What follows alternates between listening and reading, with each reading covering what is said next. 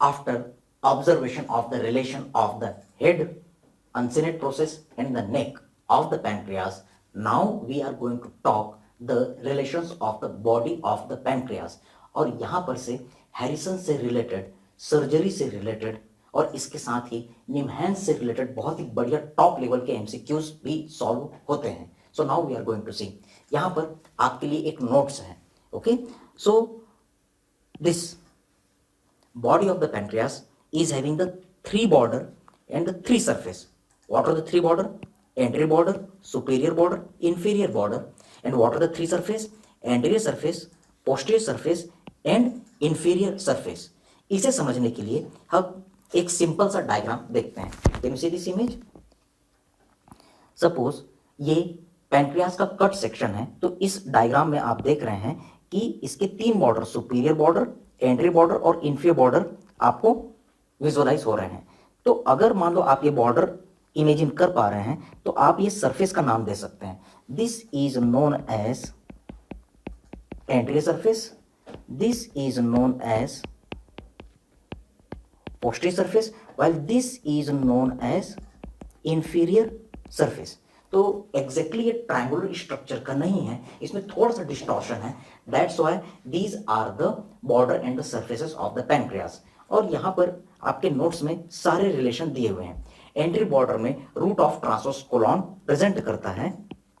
यहाँ पर इस नोट्स में हम देखने जा रहे हैं कि एंटीरियर बॉर्डर जो होता है वो रूट ऑफ ट्रांसवर्स कोलॉन के साथ रिलेटेड होता है, जबकि सुपीरियर बॉर्डर सीलियक ट्रंक और कॉमन हिपेटिक आर्टरी और स्प्लेनिक आर्टरी के साथ रिलेटेड है, जबकि inferior border superior mesenteric artery, superior mesenteric vein, duodenojejunal flexure, jejunum और colon, splenic flexure of the colon इसके साथ रिलेटेड है. तो इसका हम एक डायग्रामेटिक प्रेजेंटेशन करते हैं. Suppose this is the uncinate process, then this large part is the head of the pancreas, then slight narrow constricted part is the neck. एक एलिवेशन बनाया नेक के बाजू में, that is a tuber omental, then body and then tail of the pancreas. Okay, suppose this is the diagrammatic presentation of the pancreas. तो इसका anterior border का relation, इसका anterior border थोड़ा सा नीचे की तरफ होता है. So this anterior border is presenting the attachment of the root of the transverse colon. So this is the anterior border जहां पर पेरिटोनियम का फोल्ड अटैच है, which will give attachment to the transverse colon. So you can write down diagrammatic presentation. Yes, this is presenting the root of transverse colon. This relation is related along the anterior border. So this is the anterior border relation. अब हम बात करते हैं superior border का relation. Yes, तो tuber ओमेंटल, as you know, this small elevation is the tuber omental. तो इसी के पास में फोरगट की आर्टरी सीलियक ट्रंक का लोकेशन होता है. Suppose this is the celiac trunk. तो हमें पता है कि सीलियक ट्रंक के तीन मेन आर्टरीज होते हैं. लेफ्ट गैस्ट्रिक आर्टरी, लेकिन लेफ्ट गैस्ट्रिक आर्टरी ऊपर जाती है. It is not related with the superior border of the pancreas. ये हमारा सुपीरियर बॉर्डर है. Yes, this is a superior border of the pancreas. तो इसके रिलेशन में क्या रहेगा? See here the zigzag artery, tortuous artery of the celiac trunk, that is a splenic artery जो hilum of the spleen की तरफ run कर रही है. It is related along the upper border of the pancreas. So you can write down this is the splenic artery. Yes, here is the left gastric artery. और वैसे यहां पर हमारा कॉमन हिपेटिक आर्टरी निकलेगा जो लीवर की तरफ run करेगा. So this artery is the common hepatic artery. This large trunk is the celiac trunk. Okay, तो इस तरीके से हमें यह पता चला कि अपर बॉर्डर के अलोंग में सीलियक ट्रंक है, लेफ्ट साइड में स्प्लेनिक आर्टरी है, जबकि राइट साइड में कॉमन हिपेटिक आर्टरी. ये तीन चीजों का रिलेशन है जिसे हम नोट्स में देख चुके हैं. ओके, तो निमहैंस एग्जाम में क्वेश्चन आया हुआ है, upper border of the pancreas is related with which artery? Answer is the splenic artery.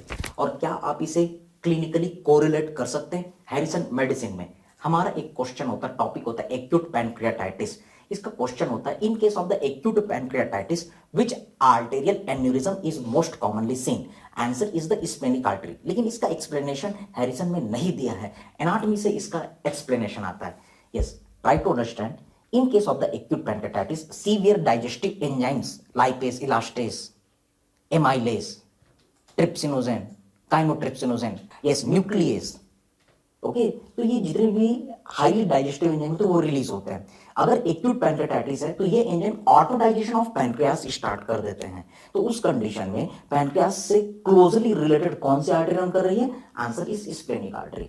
तो इस स्प्लेनिक आर्टरी का डाइजेशन शुरू हो जाता है। इलास्टेज एंजाइम जो होती है वो स्प्लेनिक आर्टरी के इलास्टिन प्रोटीन का डिग्रेडेशन करना चालू कर देती है, जिसके कारण स्प्लेनिक आर्टरी का जो स्ट्रेंथ होता है, उसका जो वॉल का स्ट्रेंथ होता है वो कमजोर हो जाता है। Tunica media, internal elastic lamina, external elastic lamina, this all are present within the splenic artery. तो ये जो लेयर्स होते हैं ये कमजोर हो जाते हैं, जिसके कारण abnormal dilatation and destruction, abnormal destruction and dilatation of splenic artery होती है। और हमें पैथोलॉजी से पता है कि abnormal destruction and dilatation of the blood vessel wall is known as aneurysm.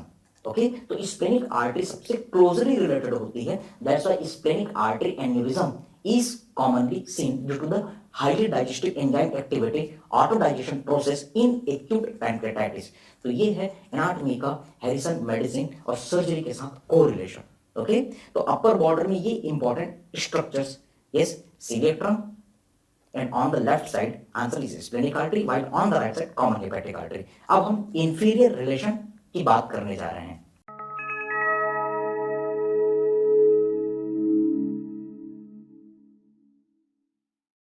हम ऑलरेडी देख चुके हैं कि अनसिनेट प्रोसेस जो होता है यहां से एक वेन रन करेगा, which when is running in front of the uncinate process. The question from the NEET 2020, that is a superior mesenteric vein and the artery is the superior mesenteric artery.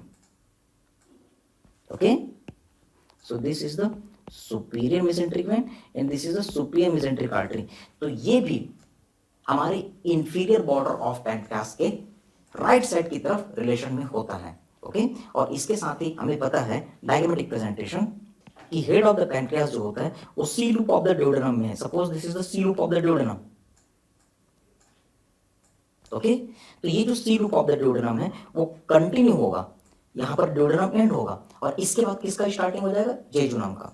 तो यहां पर diagrammatic presentation हम कर सकते हैं कि यहां पर है हमारा ड्यूडेनम और जेजुनम का junction, that is a duodenojejunal flexure, और ये जो है हमारा कंटिन्यू होगा एज अ जेजुनम। तो हम डायग्रामेटिक प्रेजेंटेशन कर सकते हैं, जेजुनम यहां पर रिलेटेड है और इसके साथ ही हमें पता है कि hilum of the spleen is related with the tail of the pancreas. तो यहीं पर हमारा स्प्लेनिक फ्लेक्सर ऑफ कोलॉन आता है। So what are the other structures at the inferior border? Yes, पहला स्ट्रक्चर हमने देख लिया, सुपेरियर मेसेंट्रिक वेसल्स। दूसरा स्ट्रक्चर हमने देखा ड्यूडेनो जेजुनल फ्लेक्सर। तीसरा स्ट्रक्चर हमने देखा जेजुनम, और आप चौथा स्ट्रक्चर भी काउंट कर सकते हैं जिसे हम कह रहे हैं स्प्लेनिक फ्लेक्सर ऑफ कोलॉन। और यही वो चीजें हैं जो इंफीरियर बॉर्डर में, इंफीरियर सरफेस में भी काउंट होंगी। Okay so these are the various relation.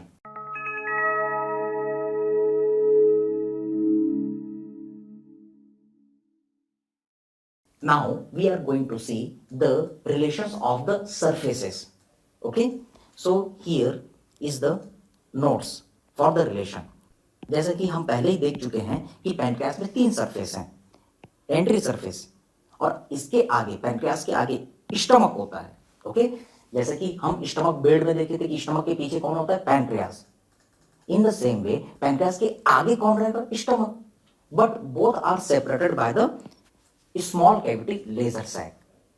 Now posterior surface, इसका हम डायग्राम बनाने जा रहे हैं, इसे हम सबसे लास्ट में देखेंगे, लेकिन इंफीरियर सरफेस की बात हम करते हैं। इंफीरियर सरफेस में वही सारी चीजें हैं जो स्ट्रक्चर इंफीरियर बॉर्डर में लोकेटेड थे। Yes, just like the inferior border. तो इंफीरियर बॉर्डर में क्या क्या चीजें थी? Duodenojejunal flexure, jejunum and splenic flexure of the colon. Just हमने सुपेरियर मेसेंट्रिक वेसल्स को यहाँ पर काउंट नहीं किया है। तो अब हमारे साथ प्रॉब्लम सिर्फ पोस्टीरियर सरफेस का है, जिसका हम डायग्राम ड्रॉ करने जा रहे हैं।